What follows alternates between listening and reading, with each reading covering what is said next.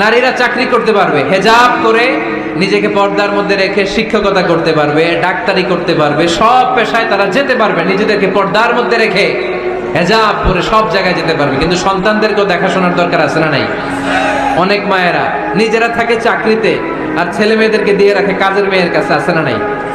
মনে রাখবেন, আপনি যদি অফিসে চাকরিতে ব্যস্ত থাকেন আর ছেলে মেয়ে যদি কাজের মেয়ের কাছে মানুষ হয়, তাহলে ছেলে মেয়ে আপনার আচরণ পাবে না, সে কাজের মেয়ের বুয়ার আচরণ পেয়ে পেয়ে বড় হবে। চিল্লায় বলেন ঠিক কি না? এক একটা নারীকে আল্লাহ তাআলা এক একটা ফ্যামিলির ম্যানেজিং ডাইরেক্টর বানিয়ে দিয়েছে। A woman is an MD of a family.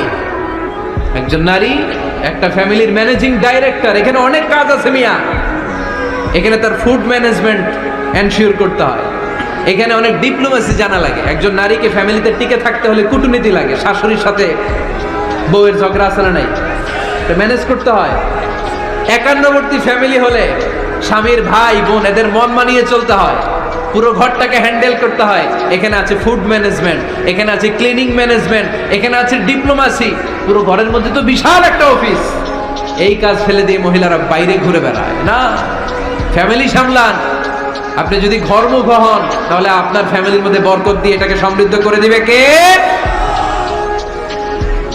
তাহলে সুখী দাম্পত্য জীবনের 6 নম্বর ফর্মুলা হচ্ছে ছেলে মেয়েদেরকে সময় দেয়া। ছেলে মেয়েদেরকে সময় দেন। Spending money, spending time is more important than spending money for children. ছেলে মেয়েদের জন্য টাকা ব্যয় করার চেয়ে ছেলে মেয়েদের সাথে সময় ব্যয় করা বেশি গুরুত্বপূর্ণ, ঠিক কিনা? এমন অনেক ফ্যামিলি আছে আমি দেখেছি যে বাবাও চাকরিজীবী, মাও চাকরিজীবী, আছে না নাই? হয় ডে কেয়ারে না কাজের বুয়ার কাছে মানুষ হইতেছে। বাবা মারা যখন সকালে অফিসের জন্য বের হয় তখনও ছেলে মেয়ে ঘুমায়, আবার রাতে যখন মিটিং সিটিং সব শেষ করে ঘরে আসে তখনও ছেলে মেয়েগুলো ঘুমায়। শুক্রবার ছাড়া বাবা মার ছেলে মেয়েদের দেখা নেই। এরকম ফ্যামিলি আছে না নাই? ঢাকাতে পারিবারিক এই ক্রাইসিস, এই সংকটগুলো আমরা প্রায়ই শুনি।